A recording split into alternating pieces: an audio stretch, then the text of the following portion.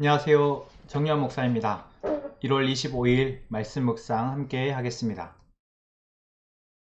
마태복음 4장 12절에서 25절의 말씀입니다. 예수께서 요한이 잡혔다고 하는 말을 들으시고 갈릴리로 돌아가셨다. 그리고 그는 나사렛을 떠나 스불론과 납달리 지역 바닷가에 있는 가버나움으로 가서 사셨다. 이것은 예언자 이사야를 시켜서 하신 말씀을 이루시려는 것이었다. 스불론과 납달리 땅, 요단강 건너편, 바다로 가는 길목, 이방 사람들의 갈릴리, 어둠에 앉아있는 백성이 큰 빛을 보았고 그늘진 죽음의 땅에 앉은 사람들에게 빛이 비추었다. 그때부터 예수께서는 회개하여라, 하늘나라가 가까이 왔다 하고 선포하기 시작하셨다. 예수께서 갈릴리 바닷가를 걸어가시다가 두 형제 베드로라 하는 시몬과 그와 형제가 아닌 안드레가 그물을 던지고 있는 것을 보셨다. 그들은 어부였다.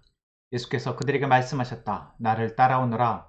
나는 너희를 사람을 낚는 어부로 삼겠다. 그들은 곧 그물을 버리고 예수를 따라갔다. 거기에서 조금 더 가시다가 예수께서 다른 두 형제 곧 세베대의 아들 야고보와 그의 동생 요한을 보셨다. 그들은 아버지 세베대와 함께 배에서 그물을 깁고 있었다. 예수께서 그들을 부르셨다. 그들은 곧 배와 자기들의 아버지를 놓아두고 예수를 따라갔다. 예수께서 온 갈릴리를 두루 다니시면서 그들의 회당에서 가르치며 하늘나라의 복음을 선포하며 백성 가운데서 모든 질병과 아픔을 고쳐주셨다. 예수의 소문이 온 시리아에 퍼졌다. 그리하여 사람들이 갖가지 질병과 고통으로 앓는 모든 환자들과 귀신 들린 사람들과 간질병 환자들과 중풍병 환자들을 예수께로 데리고 왔다. 예수께서는 그들을 고쳐주셨다. 그리하여 갈릴리와 데가볼리와 예루살렘과 유대와 요단강 건너편으로부터 많은 무리가 예수를 따라왔다. 아멘. 저희가 오늘 함께 마태복음 4장 12절의 말씀을 보았는데요. 이 말씀은 예수님의 본격적인 사역이 시작되는 이야기를 우리에게 보여주고 있습니다. 예수님에 앞서서 예수님이 오실 길을 예언하고 또한 사람들에게 선포했던 세례요한이 옥에 갇혀서 이제 죽게 되어집니다. 그 소식을 듣게 된 예수님은 오늘 본문에 갈릴리로 돌아가셨다라고 말하고 있습니다. 이것이 그냥 시간적으로 상황적으로 일어난 일 같지만 오늘 본문은 분명히 이것은 하나님이 이사야 선지자로 하여금 오실 메시아가 어떻게 어디에서 사역을 하시게 되는지에 대한 그 예언을 이루기 위해서라고 말하고 있습니다. 우리는 복음서를 통해서 또한 예수님의 하신 말씀을 통해서 꼭 확인할 수 있는 것은 예수님이 하시는 모든 일은 하나님의 계획 가운데 하나님이 시키신 일을 하신다라는 것이죠. 이것은 우리에게 하나님은 약속하신 바를 반드시 이루신다라는 것을 다시 한번 믿게 합니다. 그리고 예수님이 오셔서 하시는 일은 바로 흑암에 빠져있는 고통 가운데인 사람들에게 빛을 비추는 것이다 라는 것이죠. 이것은 단순히 수사적 표현이 아닙니다. 이것은 예수님을 직접 만난 사람들, 예수님을 통해서 어둠 가운데에서 빛을 발견하고 이제 그 빛으로 보게 되어진 사람들은 알 수 있는 정말 하나님의 선언의 메시지이신 거죠.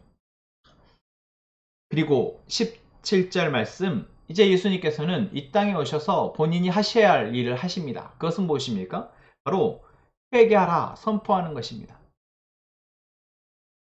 흑암 가운데 있는, 오늘 본문의 표현으로 하자면 그늘진 죽음의 땅에 앉은 사람들, 이러한 사람들이 바로 죄로 인해서 그렇게 되었다라는 것을 이제 하나님은 예수 그리스도를 통해서 선언하시는 것입니다. 그리고 그곳에서부터 이제 예수님을 통해, 빛이신 예수님을 통해서 보게 되어진 것을 보고 회개하라라는 것이죠. 여러분, 여기엔 너무나 중요한 원리가 담겨 있습니다. 내가 흑암 가운데 있음을, 내가 어둠 가운데 있음을 보지 못하는 사람은 회개할 수 없습니다.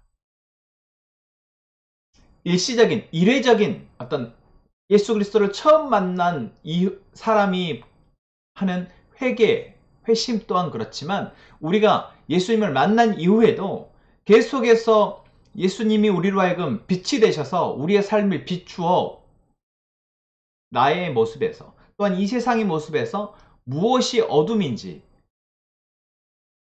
보게 하는 것, 그리고 그것을 보게 된 사람은 반드시 빛을 통해서 보게 되었기 때문에 빛을 향해서 얼굴을 돌리게 된다는 것입니다. 그것이 바로 회개입니다. 회개는 내가 잘못했습니다 라는 어떤 종교적 고백이 아니라 어두움을 보게 된 사람이 빛을 바라보게 되는 것, 너무나 자연스럽잖아요. 바로 하나님이 우리에게 이 회개의 은혜를 허락하신다라는 것입니다. 어둠을 봤기 때문에 자연히 빛을 향해서 얼굴을 돌리게 되는 은혜. 예수님이 선포하시고 선언하시는 말씀입니다. 회개하여라. 왜요? 빛이신 예수님이 이제 오셔서 이 어둠을 밝히실 것이기 때문에 그 빛을 보고 그 빛을 향해서 얼굴을 돌리라는 것입니다. 더 이상 어두움에 빠져있지 말고 어두움만 바라보고 어디로 가야 할지 몰라서 헤매지 말고 그로 인해서 계속 고통당하지 말고 빛을 바라보라 하는 것. 여러분, 오늘 우리에게 하나님이 주시는 은혜입니다. 빛을 바라보는 우리가 되기를 소망합니다. 그 이후에 나오는 메시지가 무엇입니까? 18절부터 예수님은 제자들을 부르시는 장면이 나오죠. 먼저 베드로라는 시몬과 그의 형제 안드레를 찾아가십니다. 그리고 그들을 보십니다. 예수님이 이제 어둠 가운데 있는 사람들을 찾아가셔서 보신다라는 것. 여러분, 이것은 바로 빛을 비추시는 것입니다. 그리고 그 빛이 비추어진 것을 바라본 예수님을 만나게 된 베드로와 안드레는 어떻게 합니까? 그물을 버려두고 예수님을 따릅니다. 예수님이 무슨 말을 해서 그 말에 이들이 반응해서 따라왔건 또는 예수님의 그 존재 자체에 이들이 마치 자석의 철이 끌리는 것처럼 끌렸던 이들은 빛이신 예수님을 만났고 그 빛에 반응하여서 그들이 살던 삶의 어떤 도구, 그물을 버려두고 예수님을 따르게 되었다라는 것입니다. 이것이 바로 예수님이 선포하신 복음의 메시지, 회개하여라. 하늘나라가 가까이 왔다. 하나님의 나라가 가까이 왔으니 회개하고 복음을 믿으라는 예수님의 말씀에 반응하는 사람들의 모습인 것이죠.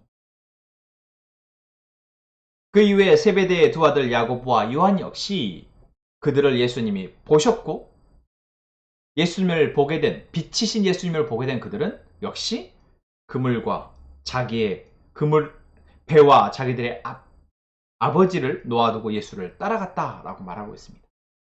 이것은 단순히 자신의 생업을 놓고 이제 예수님을 따라갔다라는 말이 아니라 이제 그들이 살아가던 시간, 그들이 살아가던 삶, 그들이 살아가던 세상, 그들이 살아가던 나라를 내려놓고 버려두고 이제 예수님이 말씀하신 그 세상, 그 시간, 그 하나님의 나라를 살아가게 되는 것이죠.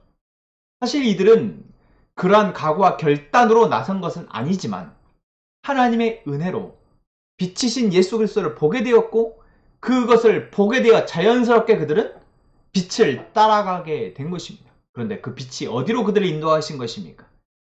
하나님의 나라로, 영원의 세계로 그들을 인도하신 것이다 라는 거죠.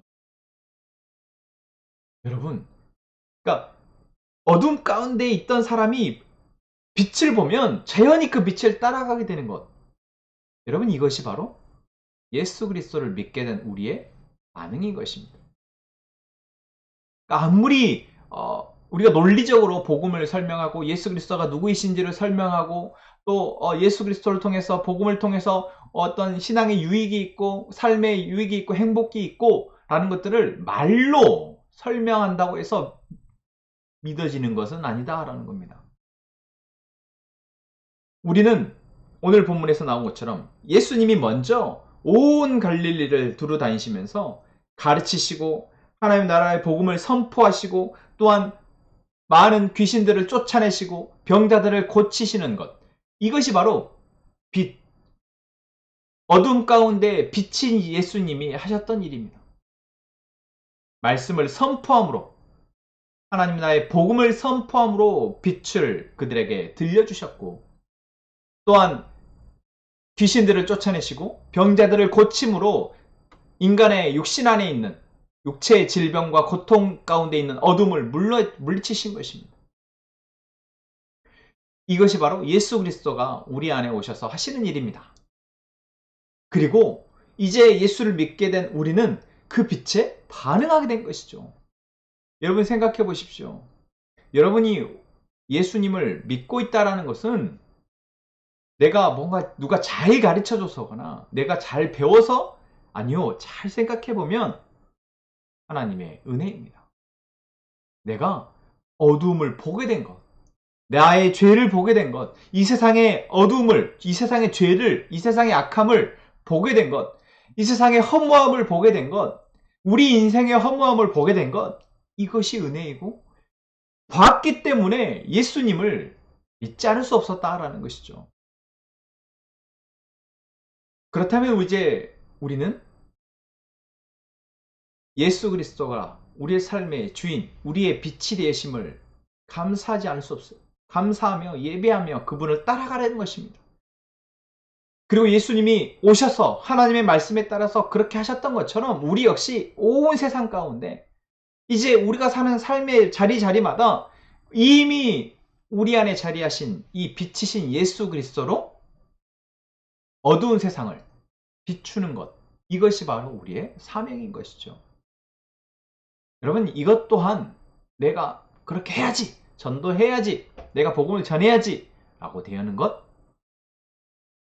아니라, 내 안에 빛이 우리를 이끌어가고 내 안에 빛이, 예수 그리스도의 빛이 나면 사람들이 보게 됩니다.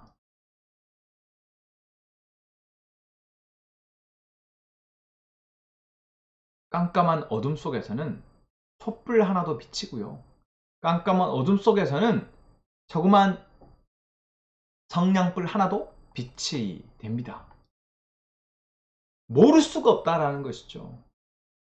여러분, 우리 안에 빛이 얼마나 큰가 보다 우리 안에 빛이 되신 예수 그리스도가 있다는 것, 그것을 우리 확인하고 그것을 믿고 그 믿음으로 여러분 우리의 삶을 살아낼 때 우리 안에 계신 예수 그리스도, 우리 안에 계신 예수 그리스도가 사람들에게 보여질 것입니다.